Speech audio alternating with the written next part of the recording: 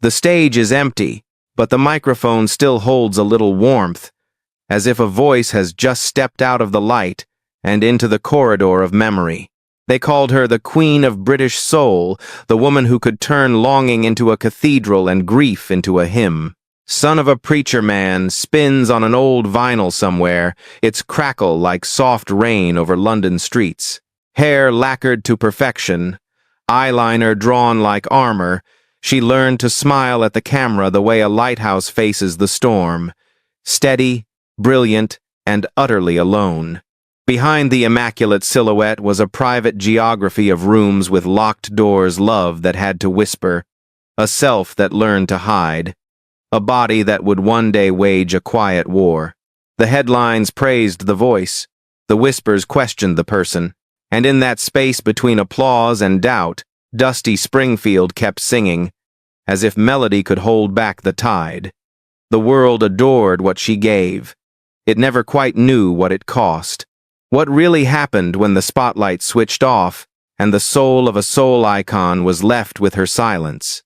In the 1,960 seconds, when London pulsed with the chaos of youth and revolution, Dusty Springfield's voice rose above the noise like smoke over neon. She wasn't just another pop singer in the age of miniskirts and mop-top bands. She was something hauntingly different. A white British woman who sang with the ache of American soul. While the Beatles sang of love's beginnings, Dusty sang of its cost. Her voice carried gospel sorrow into the dance halls of swinging London, wrapping pain in satin and mascara. But even as her records topped charts and her face filled magazines, something deeper stayed hidden. The world knew Dusty, the glamorous blonde with the smoky voice, but Mary O'Brien, the woman behind the name, was quietly disappearing. She lived in a time when being true could mean exile, when honesty could end a career. In smoky studios and empty hotel rooms, she learned the art of camouflage, the smile, the laugh, the perfect hair, all arranged to keep the truth in shadow. She would win awards, move crowds, and build an image that seemed untouchable. Yet, each song she recorded, from You Don't Have to Say You Love Me to The Look of Love, carried an unspoken question, a private ache beneath the perfection. Let's go behind the light into the soul Dusty never got to sing aloud.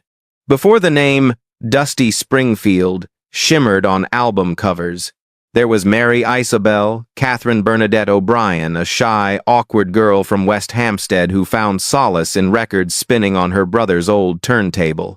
Her childhood was one of contradictions. Strict Catholic discipline by day, secret dreams of rhythm and blues by night.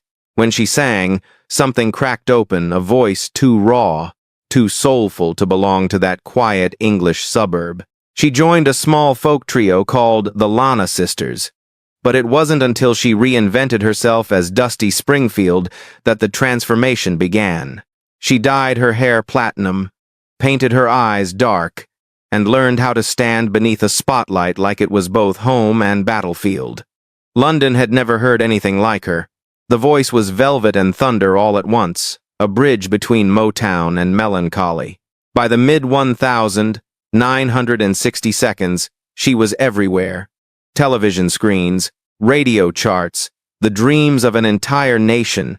Yet beneath the shimmering facade was a perfectionist, haunted by self-doubt.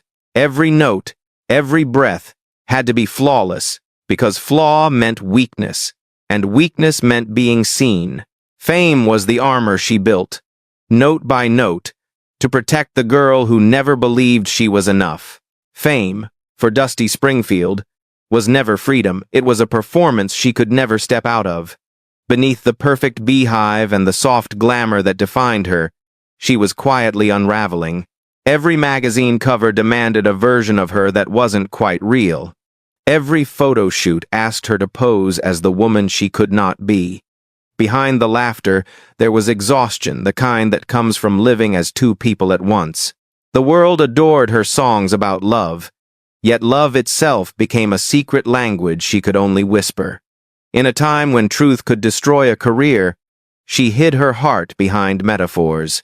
"I'm not strong enough to be male," she once said, and not weak enough to be female. The quote would outlive her, but the loneliness it carried consumed her life. Rumors swirled around her sexuality, and record executives began to turn wary.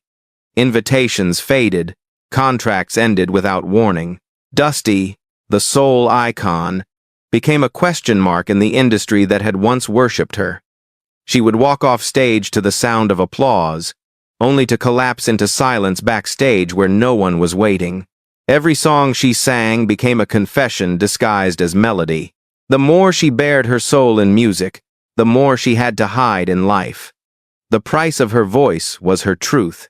By the early 1970s, the spotlight that once burned so brightly began to flicker. Dusty Springfield, once the sound of British soul, was fading from the very world she helped shape. The record labels that once courted her now hesitated. Her albums sold less, her name appeared smaller on posters. In interviews, she smiled politely, but her eyes seemed somewhere else, tired, bruised by the weight of keeping up appearances. She fled to America, chasing a quieter life and a gentler kind of stage. But the silence followed her. The parties were lonelier, the hotel rooms colder. Alcohol became a ritual, not a choice. Each glass was a curtain drawn over pain. Yet even in her chaos, Dusty clung to the only thing that had ever felt honest: the music. When she sang, she was whole again, if only for 3 minutes at a time. There were nights when she would walk onto small stages, the audience barely filling the room, and still give everything she had left. Those who saw her in those years said her voice carried something deeper, not the glamour of fame, but the gravity of loss. She wasn't singing to be loved anymore. She was singing to remember who she once was. The fame had made her a star. The loneliness made her human. When doctors told her the truth, breast cancer, spreading, Dusty Springfield met it the same way she met everything else in her life: privately, gracefully, and alone.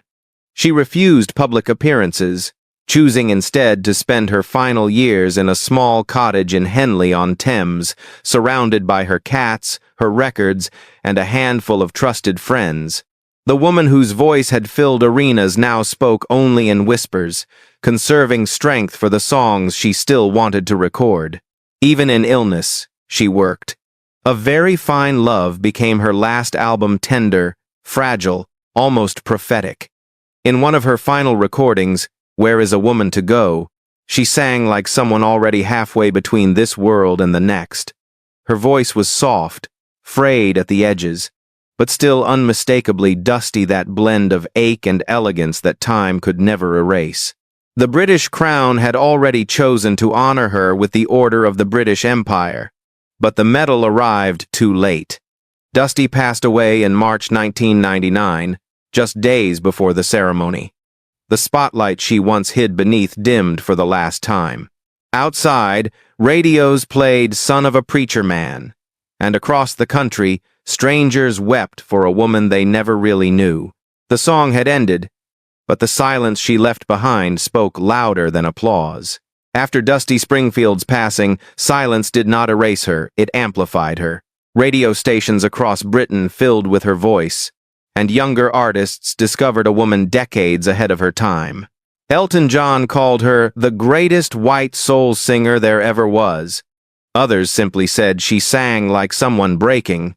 In her music, every confession she could never make in life still lived, sealed forever in melody. Her legacy became something deeper than fame. It became a sanctuary for artists who felt different, for voices that didn't fit the mold. Dusty was proof that truth could survive disguise. Her influence echoed through Amy Winehouse, Adele, Duffy women who also poured their fractures into song. The soul she once borrowed from Black America became her bridge back to humanity, the sound of someone both lost and found in the same breath.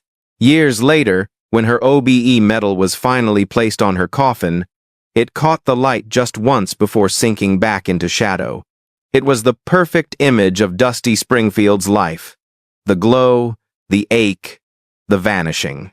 Her story remains not a tragedy, but a hymn, a reminder that behind every voice we love, there is a silence we'll never fully understand. Fame built her a stage.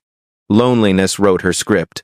Dusty Springfield's life was never a fall from grace. It was a long, quiet performance beneath a single light, where the truth trembled but never spoke its name.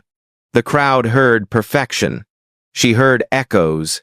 To the world, she was the immaculate soul queen in white gowns and silver eyeliner. To herself, she was a question without an answer, a confession wrapped in melody.